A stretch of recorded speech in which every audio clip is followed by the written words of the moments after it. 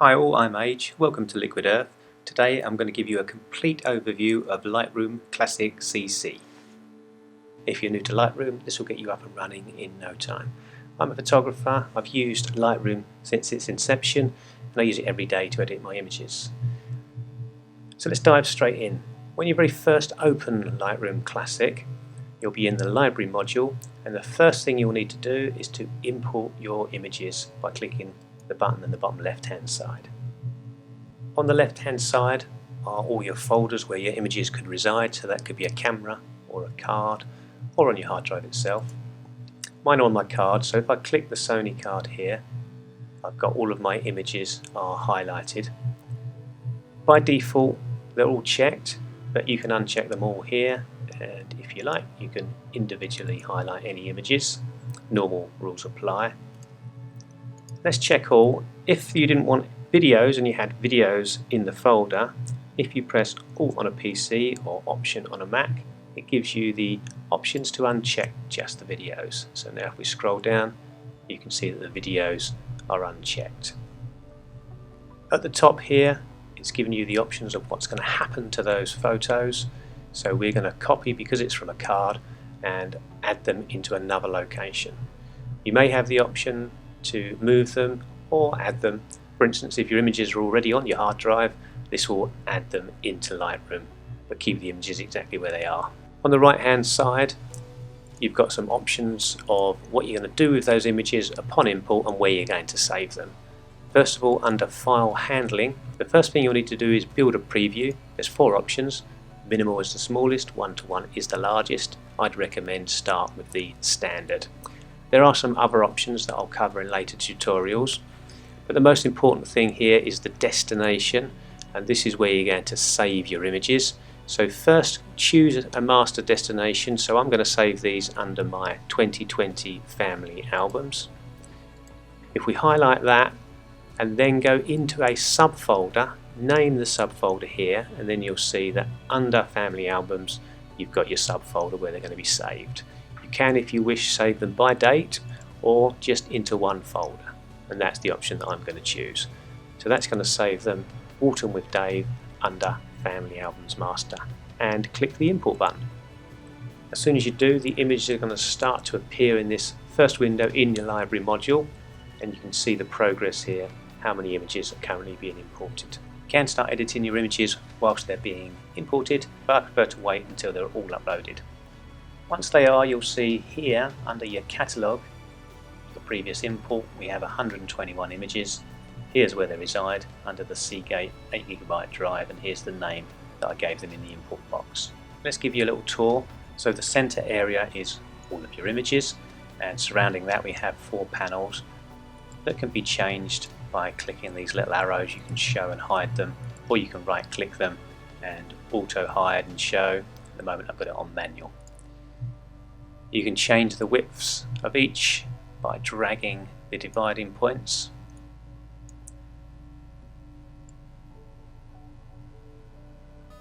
And you can press Shift and Tab together to hide all of the panels. Do it again and it will show them up. Along the bottom here, you've already seen import. Once you're finished editing, you can export your images. Here are the various views. So we have the grid view, and there's a shortcut G. Here's your loop view, and there's some other views too. So you can compare the images side by side. You can add images to your panel by shift clicking, command control clicking. And we've got face view, where Lightroom recognizes faces and allows you to name them. Next up, you have a can that allows you to add keywords to the image. So if we type a keyword in here, we can literally just spray paint, and all of those images are now keyworded, and you'll see the keywords over in the right hand panel here. This image has Essex and also Walton as a keyword. If you want to remove that keyword from the spray paint, press your Alt or Option key and click on the image, and it removes that keyword from the image. Next up is your sort order. You've got various options here, and you can reverse them by using this button. And then you have various attributes that you can place on your images, the ability to rate them, label them, or flag them, depending on your preference. Let's go into our loop view. Keyboard shortcut is E. You can spin the image here if you wish, flick through the images, or use your keyboard arrows, play a slideshow, and various zoom options here. If any of these aren't showing, click this little down arrow here and you can add them to your toolbar. At the bottom here, this shows you how many photos we currently have in the folder. If you highlight some of the images, you can see that we've got 3 selected of the 121. And here on the right hand side, you can filter your images by any of these star ratings, flags, or color labels you've added to the images, and you can switch your filters on and off. All of your editing will get done generally in the develop module, so let's flick over to our develop module and let's show you the basic workflow. To add a rating, you can enter the keyboard numbers 1, 2, 3, 4, 5 as a shortcut. 6, 7, 8, 9 adds a color label to them, and you can right click your image, choose color label, and there's a further one, purple, there as well, so you've got 5 color labels altogether.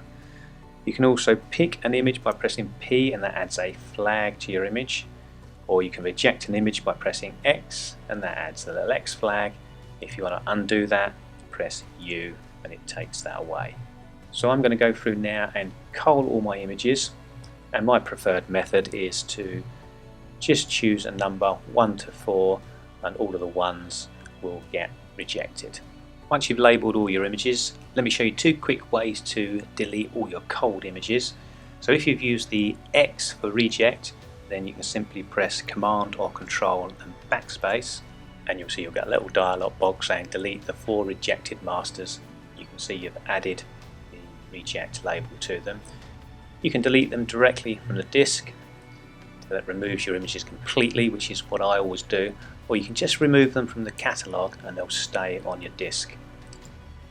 Another way of rejecting it, and it's the choice that I prefer, is filter by all the number 1s, and the reason I do this is because it's simple to place your fingers on the keys 1, 2, 3 and 4, and then it's very easy just to flick through them. And then I can filter them down by just the 1s, so if we click this filter button here, just make sure that we've got equal to 1. Let's take off our red star. So here's the images with 1 star that I'd like to delete. All we're going to do is control all of them or command all, and then you can go down and remove photos and you get the same option. Delete from disk or just remove them from the catalogue and keep the images on your hard drive. Okay, let's turn our filters back off. So we're showing all of our images, and let's show you around the left and right hand panels. So you've got your navigator again, and you've got the same options to zoom in. You can create presets once you've made some edits in Lightroom, and you can save them, and there are some default presets here that Lightroom already give you. And if you hover over them, let's zoom back out just by clicking on the image. You can see that just by hovering it's applying those effects. Then you've got the history of your edits, so you can undo to any stage. And then we've got collections, which we'll talk about a little bit later. So let's go into our first image. I'm going to reset that because I've already applied some edits, as you can see. Okay, let's take a look at the editing tools on the right. First up is your histogram. You can drag the histogram and it will make adjustments to some of the information below. So if I'm dragging on the left hand side, I'm only affecting the blacks, shadows, midtones, and then you've got your highlights and finally your whites. You can reset the image here. Here's your crop tool, so let's crop this image. If you drag any of the handles, at the moment I'm unrestrained, but if I press this button here I can lock it, or I can press A on the keyboard and that will lock it for me. Let's reset it, press A to lock, and then I can keep my proportions, drag the image to where I wish, press enter to complete. You've also got some aspect ratios here, so you can change this if you wish. Here's 5:7. Press on the angle tool and you can draw on the horizon, and it's going to straighten the image for you as well. Or you can press the auto button here. Press enter when you've done. The panels themselves can be changed by right clicking, and you can see that I'm in solo mode, and all that means is that if I open one panel, the other panel closes automatically. You can expand them all and you can collapse them all. Let's go back into our solo mode. So under basic, here's your main area here. You can change to a black and white image. Here's a profile, Adobe Color being the main one. You can change your white balance here. If you double click on any of the points of the sliders, it will reset them, or you can double click on the main area. So this will be white balance and it will reset both these sliders. Under your tone, here's where you change your exposure, contrast, you can reduce highlights, increase your shadows, and adjust your whites and blacks. If you shift and double click, Lightroom will make its best guess as to where those points would be. And if you press the Alt or Option key whilst you're dragging, you can see your white points start to show through. This is clipping your image, so let's pull that back, and for blacks, same again. Again, you can double click on your tone and it will reset all of these sliders for you. Command Z will undo that, so I'll reset them again. Underneath that you have presence, so we have some texture that's good for skin. Clarity, you can see I can reduce the clarity or increase the clarity here. Dehaze is good to remove mist and fog, but also actually it's quite good for some images where it adds some detail. Take a look at the sky for instance here, or you can add mist and fog by going to the left. Vibrance is good to add saturation to the colours that need it. Excellent for portraits because it doesn't affect the skin tones very much. Saturation will indiscriminately saturate all of the colours. I don't use that one quite so much. Let's double click that to reset. Then you have your tone curve. You've got different channels. I'm in the RGB channel. You can click to add points there. If your points aren't appearing, just click this little box here at the bottom. Then just drag your points so I can make the classic S curve here, and you can see the before and after on your tone here. Next up is your Hue, Saturation and Luminance panel. Click all and you can see all of the colours with their Hue, Saturation and Luminance, or press on an individual colour just to see that particular colour. Let's add some saturation into the blues as an example. So you can see my blues are getting saturated. Great tool to individually affect the colours of your image. Split toning allows you to put colour into the highlights and shadows. To give you an example, let's go to red here. It will start to take effect when you add saturation, so I'm adding saturation into the highlights, and let's do blues for the shadows, so I'm adding blues to my shadows. Or you can click on this little colour box and then it's going to give you all of the colours and a sampler, and you can click and drag over the different colours. If you go higher you get more saturation and less saturation as you go lower. Let's double click to reset both of those. Next up is detail. Here you'll add some sharpening to your image, and masking. If you press and hold the Alt or Option key whilst you're dragging, any of the white areas are going to be sharpened and any of the black areas won't be. So I can move this slider so that my sky isn't being sharpened. This is great, by the way, for portraits where you don't want too much sharpening of the skin. Then you've got some noise reduction details below. Next is lens corrections, so it's enabled at the moment. So if you enable your profile corrections, it's going to automatically pick up the lens profile and make those changes. Note the horizon line here, without it enabled, it's quite bent. As soon as I enable it, it straightens that up. Next you've got transform. Let's go into a different image to show you how that works. In your transform tool, you can press auto. Lightroom will attempt to straighten your image up for you. And with guided you can click and drag lines on your verticals or horizontals. Let's try and keep them straight as possible. Once you've added two, it's going to straighten up your image for you. I can even go across my horizontal here and press enter when it's done. So a very quick way to straighten up your images. This is great for cityscapes and buildings, by the way. Let's pop back to my original image. Next up is effects, so we can add a vignette here. Darker to the left, lighter to the right. You can change the midpoint, the roundness, and the feather. I'll make a border. And finally, you have the calibration for your screen. Quick tip for you, if you've made some adjustments on one image, let's make some adjustments here. Let's reset the image. So let's increase our exposure, contrast, pull up those shadows, and add some clarity. So we've made some changes. Now if you go to your next image and press previous, it's going to apply exactly the same parameters to the next image. So if you've got similar images in a run, this is a really quick way to add all of those parameters, or as a starting point to make some minor adjustments afterwards. There may be some elements that you don't want to apply. If for instance you've got a crop on an image, and then you go to the next image and press previous, it's going to apply that crop as well, which you may not want. So another way to do that, let's Control Z out first. So if you right click and go to develop settings, sorry this is slightly out of the screen, but there's an option that says develop settings and copy settings.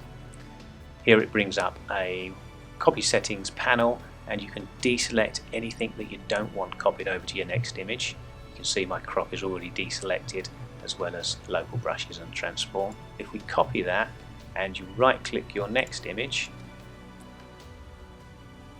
you can go to develop settings. Again, I apologize, it's just out of screen, and there's an option to paste the settings, and it's only going to paste those settings that you've chosen. Okay, next we're going to quickly dive back into the library and we're going to show you how collections work. So first of all, let me highlight all of the pictures with Dave and give them a red flag. So I'm pressing number 6 on my keyboard. Incidentally, if it's already red and you press 6, it's going to deselect that colour. So Dave's in red here, some are already selected as you can see. Perfect. Now if I want to add all of these images into a collection, I can filter them at the bottom here. So let's choose just my reds. Let's make sure our rating is greater than or equal to 0, so that we've got all of the images showing, but just the ones that are marked with a red label. Command or Control A to highlight them all. You can see I've got 34 images selected. And then I can go to Collections, press plus, create a collection, and name it. Let's get technical and name it Dave. I can name it inside a collection set or create a new one, and I can include those selected folders. Let's press create and see what happens. Now I've made a collection just with Dave in it. So if I go back to my images, you can see I've got all of my images here, and then when I press Dave, I've just got those ones that I've added to the collection. You can drag any images into a collection that you wish. So let's go back to our original. Let's say I wanted to add this image into the collection. You can simply drag it into Dave, and now that's gone up from 35 to 36, and here's the image. I can change that as I wish, so let's add a label. Let's press number 8 on my keyboard, and over here you've got quick exposure, +1 stop. So I've horribly overexposed that image. Let me show you now. If we go back into the original, it's made those changes in the original as well as in the collection. And the same will happen if I make any changes to the collection. Let's change this one. Go to develop, I'm going to change it to black and white. Back into library, so I've got a black and white image here, and if I go back up to my main catalogue, it's also changed here as black and white. Collections are just copies, virtual copies. They don't create much space at all. They're not copying the image itself. If you delete an image from a collection, you can right click and there's an option that says remove photo, You can either delete it from the disk, which you don't want to do, or remove it from the collection. Let's remove this from the collection, and then when you go back up to your images, it won't be removed on your main folder. Just remove from the collection. So that's a quick intro into collections. Really useful if you want to collect images of your favourites, like 4 or 5 stars, or of people. Okay, so we've done the library and develop module. Just a quick look. I won't go through these in any detail, but you've got a map module as well. If you have a GPS on your device, then it's going to automatically locate those images and put a marker on a map here for you, and then you can just click that marker. You can create books here, and you've got all of the parameters on the right hand side. You can make slideshows. Again, you can make some adjustments on the right hand side here and then play your slideshow, and you can export that out as well. If you print your images, then use the print module, and if you want to create HTML web pages and galleries, you can very quickly make something professionally looking in the web module. And again, here's all the settings for that. Okay, let's go back into our library. Once you've made all your edits, it might be time to export them. So to export, you can select all, like Command or Control A, or individually select some images that you want to export. And then if you press the export or go to File and Export, you've got some options that you're going to put in here. So where you're going to save it to, let's choose Desktop first of all. Do I want to put it into a subfolder? Let's call that Test. Do I want to add those exports back into this catalogue? So it will create another folder with Test in your catalogue here. Okay, you can rename your images. If you click on Custom Settings and Edit, here's how to rename. Let's clear this. So first of all, you can add a date here, various options. So let's choose year, month, day, followed by, let's put a name in. I'll type Alton in manually, put a space, and I'll put a sequence in, and you can choose a different type or length of sequence. 3 digits is enough for me, and press done. Now that's going to export those out with those names 1, 2 and 3. Different types of format. Let's choose JPEG, we'll keep the sRGB, and you've got 2 options. You can limit the file size, so this is limited to 2 megabits, or you can change the quality. Compression rate here, I always find around about 70 is pretty good, but let's limit this to 2 megabits. If you want to resize the images, then you've got some options here. I'm not going to resize them. If you want to change your resolution, you can here. I know that's not so important these days. And there's some various other options. If you like those settings and you want to keep those as a template, press Add here, and then you can name that whatever you wish. Oh no, that was 2 megabits, wasn't it? Okay, press Create, and it's created here a template for you. And next time you import, you can just click on your template, and it's going to remember all of those settings. Okay, let's export. Now I'm going to open Finder.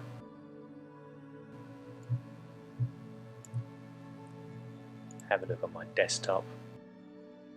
Here's my test folder, and here's the images here. And you can see 1.8 megabits, 1.9 and 1.6, so that's done the job. And that's how to export. And now I'm going to show you a couple of advanced functions with HDR and panorama. So I've got some images here that I've taken bracketed. So let's choose the dark, Command click in to show the medium and light highlighted. Right click, photo merge, and we can now create a HDR from those 3 images. With the dialog box that comes up, it's going to automatically align those images, and it will apply some tone settings to those images as well. You can deghost, ideal if you've got things like moving trees. I'm on low, and I've shown the ghost overlay, and in red here you can see the parts that it's deghosting. And let's create stack and show you what that does as well. Then press merge. You can see it's creating the HDR up the top here. So the merge is complete. This image has 4 in the stack. If I click that stack, it expands them all. This first image is the DNG that's been created as a merge, and here's the 3 originals. Let's press D to go into our develop module, and you can see that auto tone has happened. It's applied those tones to it. If I reset, you can see the raw image that's been merged. And then you can make any other changes that you wish to tweak the image. And because it's a merged image, 3 different exposures, there is a hell of a lot more tolerance in the sliders.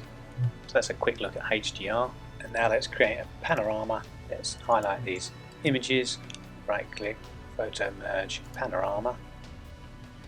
You'll have various options again, so we'll quickly give you a preview, and the boundary warp does a good job of removing all those white areas. And let's keep the auto settings and create stack, and you can go ahead and merge your image just like the HDR. Create a stack, so if you click on the numbers here, you'll expand the stack. Here's the originals and here's the DNG file. Let's double click, take a look, go to our develop module.